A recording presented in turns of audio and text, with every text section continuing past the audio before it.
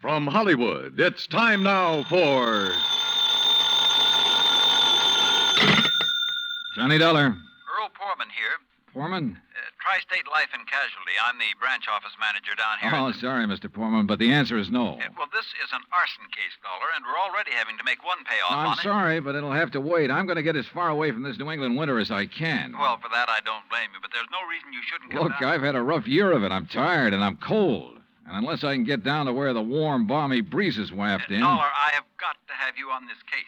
There's a lot at stake. Now, my office is down here... No, sir, I'm sorry. You down see... here in Sarasota. I just can't do it, Mr. Poorman. I've already made a plane reservation for Sarasota, Florida. And this is one time I'm going to... Where did you say your branch office is?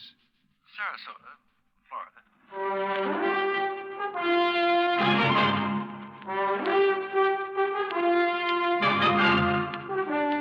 Bob Bailey in the exciting adventures of the man with the action-packed expense account. America's fabulous freelance insurance investigator. Yours truly, Johnny Dollar.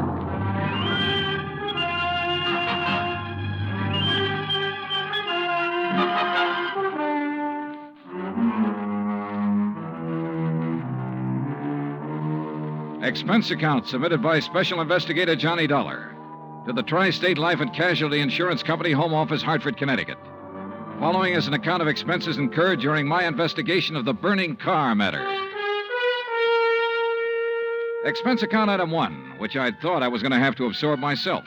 $129, transportation and incidentals to Sarasota, Florida. It was nearly 5 p.m. when I got there, so instead of checking into a hotel, I taxied, that's item 2, $1 even. I taxied to Earl Poorman's office in the Conroy building. He turned out to be a tall, lanky, easygoing fellow with clear blue eyes and a ready smile. Sit in an office and talk business this time of day? You're in Florida now, Johnny. Well, I thought from your call this was a pretty urgent matter, Mr. Poorman. It is. Arson, you said. Yeah, probably, but here's no reason we can't go out to my little shack on the quay and be comfortable while we talk about it. Besides, Michael wants you for dinner. Mike? My wife, Gertrude. Oh. Come on, my jalopy's right out at the curb. Come on, Johnny. Poor man was a misnomer for this man because his jalopy turned out to be a spanking new Cadillac, complete with air conditioning and all the fixings. And the shack, anything but. It was on St. Armand's Key across Sarasota Bay from the mainland, a beautiful 2-story concrete and stucco job. The big yard backed on a quiet bayou, and there, tied up at a private dock, was a 24-foot lap-strake speedboat, ideal for fishing the Gulf of Mexico. After all, as long as you're down here on expense account. Yeah, but it's charged to your company, remember? Oh. Hey, there she is at the door. Huh? The big, fat, overbearing broad I'm married to. This was another switch. For Earl's wife, standing in the doorway, was the cutest little trick I'd seen in a long time. Petite, pretty, and blonde, and with eyes that you noticed right away because they were almost green. Eyes that suddenly narrowed as she looked at me. And I wondered why. Johnny? Dollar, did you say? That's right. Insurance investigator down here to look into those fires. Oh. Any objections? No. No, of course not. Just set your bags here in the hall, Johnny. All right, thanks. And wouldn't you like a drink after your long trip? Yeah, and you can get me one, too. Scotch, Johnny? Martin's VVO. Oh, great. Well, soda, please. Sit down. Thanks. I take it Mike isn't too interested in the insurance business, huh? You know, she used to be a singer, dancer. Oh, well, this is a little different. But now, tell me all. Well, actually, I guess we ought to wait until Arnold Carr gets back. Carr? Carr Brothers, Lumber Enterprises. Arnold runs the business, and his brother Edward... Well, Ed just shares the profits. Real black sheep of the family, from what I've been able to learn. Oh? Anyway, they have yards all over the state. There's one here in Sarasota, one up the coast a ways at Fort Pierce, and still another at Arcadia. That's about 40 miles inland, just east of here. And there was one up in Orlando. Was? Completely destroyed by fire a couple of weeks ago. And a $120,000 claim has been filed. Wow. That's where Arnold Carr is then, in Orlando, trying to clear things up. Here's your drink. Oh, thanks. Here, Earl. Yeah. Well, to the gods and goddesses and us. But shouldn't I be up in Orlando then? Arnold's on his way back here now. He lives here. He just went up there to arrange for clearing off and selling the property. You mean he's planning to just pocket the money? If Tri-State pays off, I mean. Looks like it. But I take it you suspect arson. Yes, Earl suspects arson, Johnny, and so does Arnold Carr. At least he says he does, but they have no reason. No? How about the other fires? Or attempted fires? Oh, where? At Arcadia, for one, but they got it out in time. At least that's the way Arnold Carr reported it. The way he Let tells me tell it, Mike. Oh. There was another at the yard here in Sarasota. Arnold himself discovered it one night when he was just driving around. But nothing to indicate it was attempted arson. No, Well, and the authorities up in Orlando found no indication of it there. Mike, you know as well as I do that a lumberyard fire will obliterate signs of arson better than any other kind of fire in the world. Yeah, but she has a point, though, Earl. Unless there's some evidence of arson. Of course. Yeah, why send for me? Well, mostly because... Actually, because Arnold Carr suspects it. But he's given you no real reason. None at all. I think he has a real reason, but he just won't tell us. Wait till you see him. He's going to call when he gets in. We'll run over to his place on Longboat Key. What about his brother? Edward, did you say? I've never met him. He's always stayed in Orlando. I was wondering if he might tell things that Arnold is holding back. Edward Carr wouldn't know anything. You can never be too sure. Look, why can't you agree with me for a... that must be Arnie now. Excuse me. Hello. This is Arnold Carr. Oh, hi, Arnie. Johnny Dollar arrived, so we'll be... Well, here, I'll let you talk to him. Here, Johnny. No. Okay. No, Earl, listen. What? I told you before it was arson. It was arson again tonight. Tonight? What's that? Arcadia just went up in flames. The whole yard. Good Lord. Did you hear that, Johnny? Yeah, I heard. Well, can you prove it was arson tonight in Arcadia and before in Orlando? I have proof. Well, Arnie, we'll be over just as fast as... No. What? No. Wait for me there at your home. Well, but look now. You mustn't come here. And I mustn't stay here because I... Now, listen, man. You... Arnie? Well, I guess he's ready to tell us now. A suspicion began to grow in my mind. A suspicion that Mike apparently shared with me. That Arnold Carr himself might be responsible for the fires. After all, he was the only one who had seemed to know about the two unsuccessful attempts. He himself had planted the idea of arson. He'd lost no time in filing claim for the Orlando burnout. But Earl said I was wrong. Arnold was too honest a man. Earl had also said we were only 15 minutes from Carr's home. So when half an hour passed, we called him back. Got a busy signal. After the fourth try, the three of us took off in Earl's cab. As we pulled into Carr's driveway, we could see him through the picture window, sitting at his desk, telephone in hand, apparently engrossed in a call. Then, as we walked up to the door, I noticed something else. Arnold Carr looked enough like me to be my brother. Maybe that explained Mike's reaction when she first saw me. Hey, Arnie. Can't you see? He's on the phone in there. Well, the least he can do is hear his own doorbell. Earl, wait. Good Lord. What's the matter? Through the window. Oh, no. Earl? Stand back. Earl, for heaven's sake, what is it? Couldn't you see from out there? No, what's wrong? Oh, Well, Johnny? Right through the forehead, Earl. Looks like a .38. Before I could stop him, Earl took the phone out of the dead man's hand and called headquarters. Mike turned pale and slumped into a chair. And I gave the place a quick rundown, checked doors, windows, etc. A few minutes later, an officious young sergeant named Larkin arrived and took over. 38 caliber straight through the middle of the forehead. Were all three of you here when it happened? Mr. Foreman, Mrs. Foreman, and who are you? The answer to your first question, Sergeant, no, none of us was here. And this is Johnny Dollar, insurance investigator. Hiya. You insurance guys work pretty fast. You related to Mr. Carr? No, why? Look a little like him. Who busted in the front door? The killer? I did. When we drove up, we saw Mr. Carr sitting there at his desk. We rang the doorbell and knocked, but... And when he didn't move, you took things in your own hands and busted in, huh? That's right. You haven't moved anything, have you? No. Except I took the phone out of his hand to call you. Dollar, if you're any kind of investigator, you should have known better than let him touch anything. Now, let's see. The shot must have come from somewhere near this window by the fire. Ah, sure, here we are. Bullet hole right through the pane. Bullet was fired from outside. You're sure, Sergeant? Sure, I'm sure. Look for yourself. You call yourself an investigator? Hey, Cummings, Woolway, check the area around that window beside the chimney out there for footprints. Maybe an empty cartridge case. Now, you folks get out of here so I can call Doc Hanley over and get on with my investigation. And no, Dollar, I don't need any of your help. Well, thank you, Sergeant. Your job is fires, not... Hey, where did Mrs. Poorman go? Out to the car. Why? Who told her she could leave?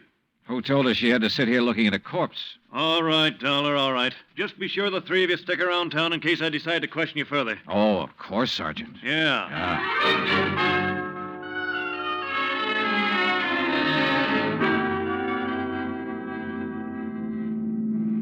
Not shot by somebody standing outside? What do you mean, Johnny? Oh, I spotted that bullet hole in the window, too. So? I also noticed there were no particles of glass on the inside sill. But there were some on the outside. Yeah. The shot that made that hole was fired from inside that room to make it look as though it had come from outside.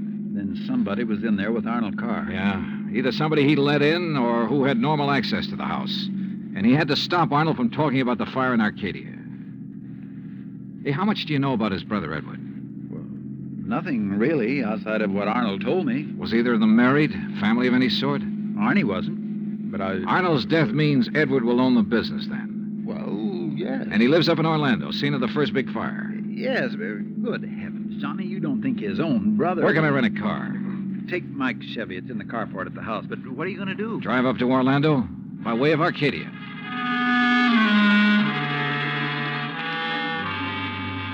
When I got to Arcadia, only a few people were standing around the remains of the fire. One hose company was still working on it, and a couple of police were poking about in the embers. Walking toward it, I almost stumbled over a little old man sitting alone in the darkness beside a palm tree, hunched over, his head in his hands, sobbing. He didn't even look up when I stopped beside him. It's like losing part of my own life, it is. You lost someone in the fire, sir? No, son. Only part of my life. I helped build up that yard. Me and Mr. Arnie. Arnold Carr. All along, he's been worried about it. And last week, when him and me smelled smoke and come over here and put out the barrel of trash that was smoldering, he knew. Knew what? That somebody was trying to burn him out? That's why he stopped by tonight on his way home. That's why we drove over here, him and me. And I brought my gun just in case. Yeah. Well, we got here too late. It was already blazing. And when he seen the automobile pulling away... What auto? Yes, Frank, he said to me. I knowed he was the one trying to burn me out, he said. Who, old-timer? Who do you mean? He didn't say. Then he called the fire department. And That car that pulled away, what was it? just a auto, big white Buick. But he tied it in with whoever set the fire. All he said was, I knowed he was the one. Do you know who it was he meant? Well, he told me even if I did know, I should never tell. Even the police. Well, who do you think it was? Break my word to Mr. Arnie? Never, son. All right, look, old man, I'm sorry to have to tell you this. Mr. Arnie's dead. What? But he can't be. He was... You. Huh? Maybe you thought in the darkness I would know you. But I do know you. Oh, now, just a minute, If old-timer. Mr. Arnie's dead, it's because you killed him. What? Just like you set the fires. No, I'm not who you And think I I'll am. kill you. That's what I'll do. Put down that gun. I'll kill you.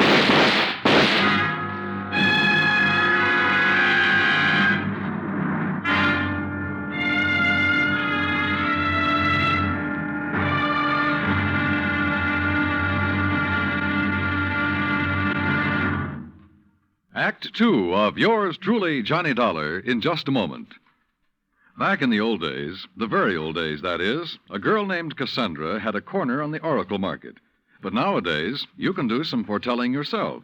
On Jukebox Jury, for example, you can help decide which of Tin Pan Alley's new recordings are destined for the hit brackets and which ones are likely to spiral all the way down to oblivion. Remember, Jukebox Jury is yours to hear on most of these same stations every Sunday. Now, Act Two of yours truly, Johnny Dollar, and the burning car matter.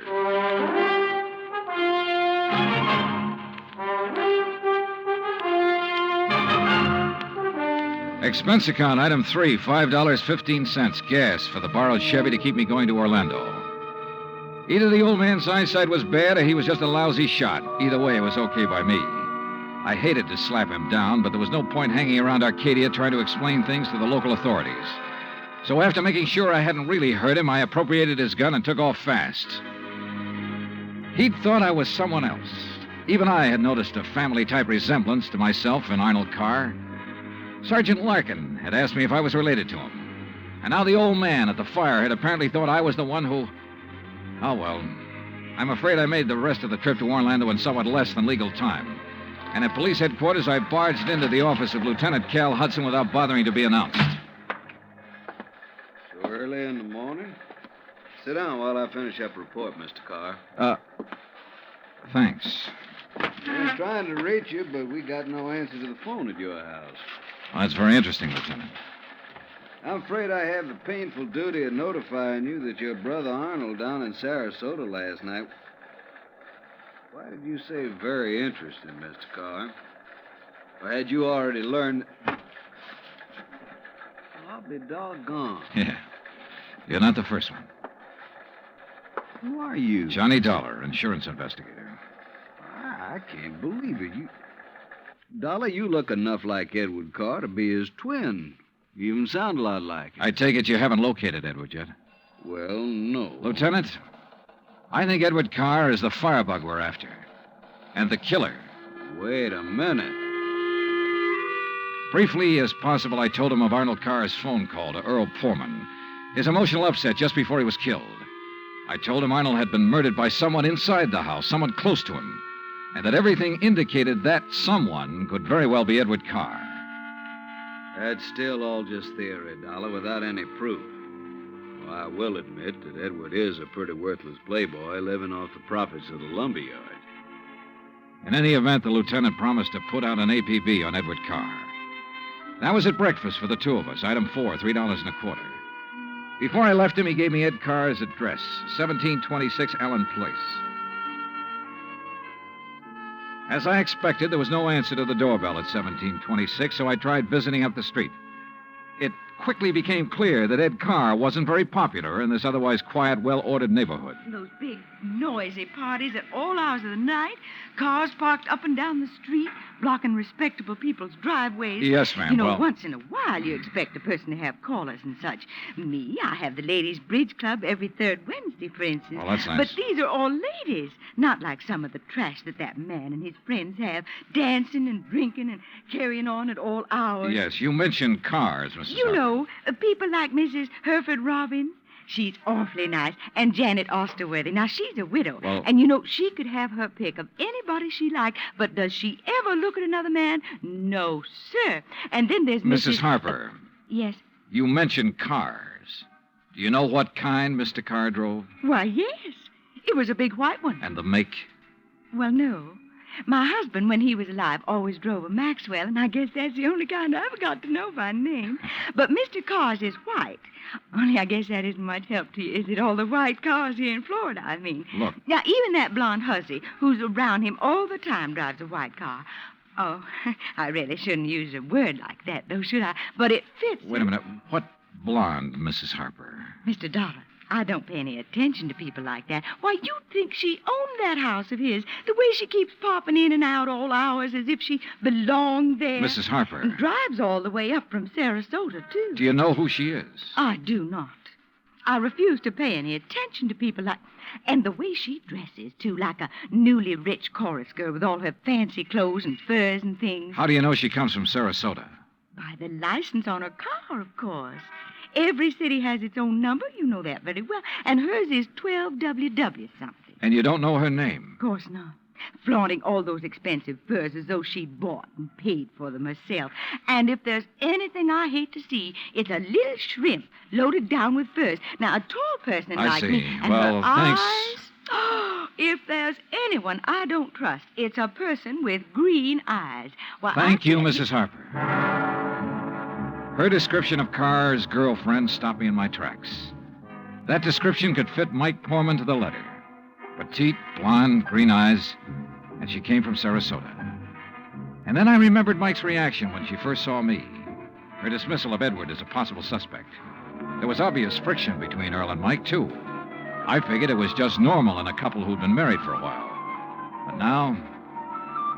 Item 5, a $1.30 phone call from the nearest booth I could find to Earl Poorman at his office in Sarasota. No, she isn't, Johnny. Why? Well, do you know where Mike is? When I woke up this morning, I could hear her talking to her girlfriend, Betty, on the phone downstairs. Betty? Betty lives here in Sarasota. They used to be on the stage together, sister act, you know. Yeah, well, Well, then when I went down for breakfast, she was gone.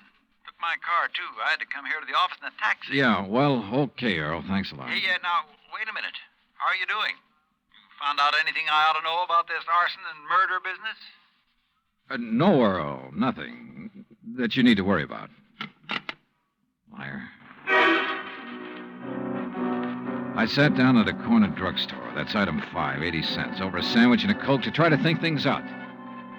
But I'm afraid I didn't like anything that I thought.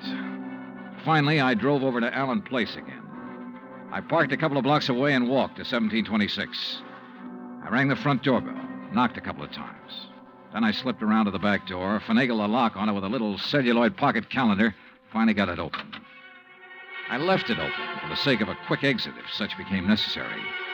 But I guess that was a mistake. For a couple of minutes later, as I rounded the corner from the den into the living room, I felt the barrel of a gun poked into my back. Out of town, huh? Now, wait a minute. Don't move, Eddie boy. Trying to stall off pay me the $5,000 by saying you're going to be out of town, huh? Okay, so you think I'm Edward Carr? You kidding? Don't you know what happens when somebody tries to stall me? This...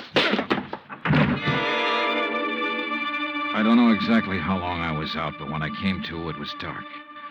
Except for the glow from a streetlight outside. And what roused me was the sound of footsteps, feminine steps, cautiously entering the back door. Then, briefly, silhouetted against a window, I saw a trim, petite figure that was all too familiar coming toward me. Then she saw me, too. Oh, darling, you're hurt. What happened? What do you think? Who did this? Who struck you? You don't know? Yes, of course. It was Tony. Because you didn't pay him soon enough for the Arcadia job. Here, Eddie, let me help you. No, just let me rest for a minute. I thought that was Tony I passed on the road in from Sarasota. Why'd you come over from Sarasota? To see you. I knew you'd be here. Oh, why?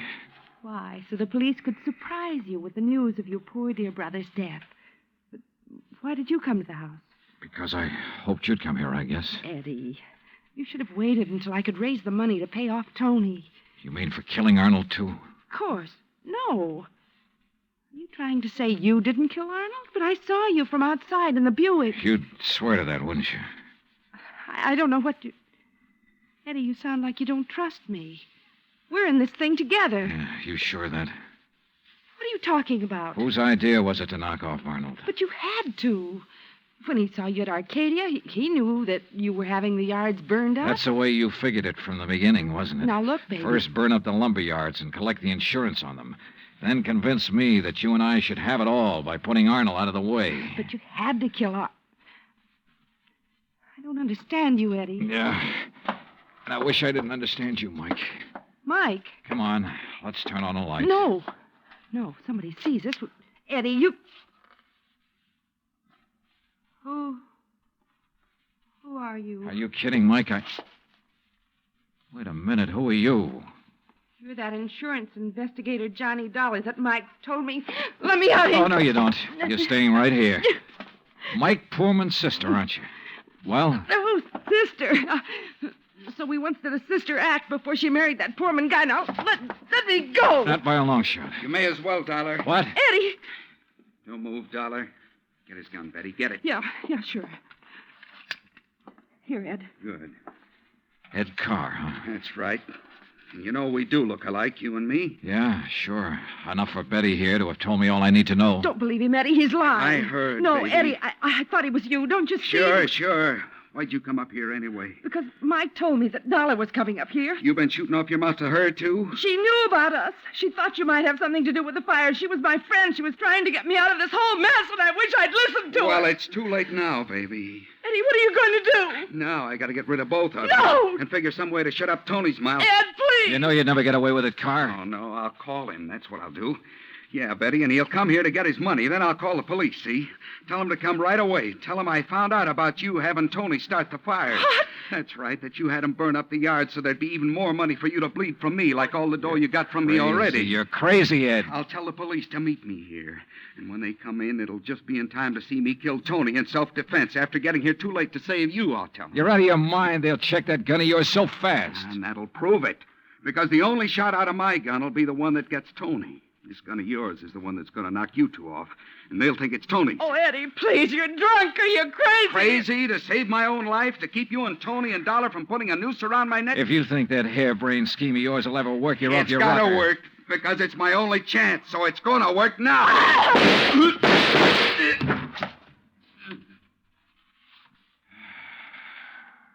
Thanks, Lieutenant. I'm afraid I was too late to save it, Johnny. Mm-hmm. Yeah. But Eddie Carr lived to face a jury. What brought you here, anyhow? I did, Johnny. Mike, stay there.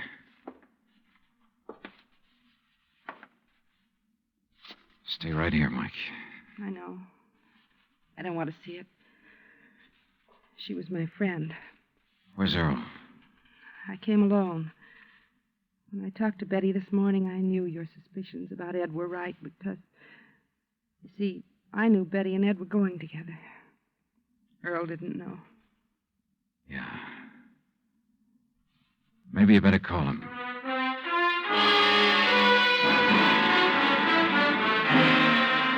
Expense account item 6, $9.80, gas and incidentals for the drive for the two of us back to Sarasota. Remarks?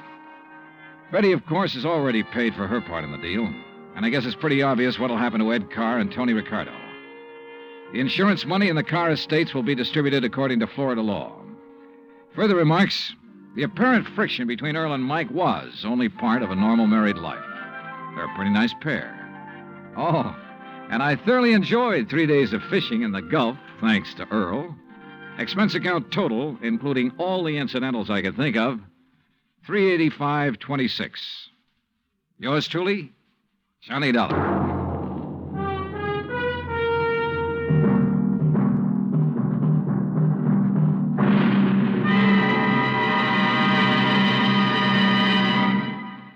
Our star will return in just a moment. You don't have to be an efficiency expert to figure out that it's easier to lend your support to several worthwhile fundraising campaigns all at once than it would be helping one campaign at a time.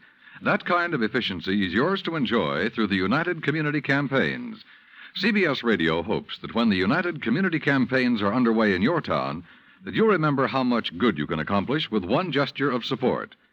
Now, here is our star to tell you about next week's story. Next week, a case with a real twist. One that I think will just about tear your heart out. Join us, won't you? Yours truly, Johnny Dollar.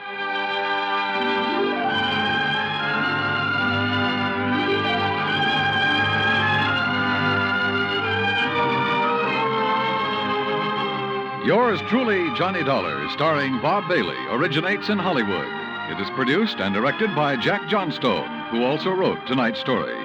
Heard in our cast were Virginia Gregg, Harley Bear, Victor Perrin, Bob Bruce, Harry Bartell, Vivi Janis, Tony Barrett, and Junius Matthews. Musical supervision is by Amerigo Marino. Be sure to join us next week, same time and station, for another exciting story of yours truly, Johnny Dollar. Dan Cubberly speaking.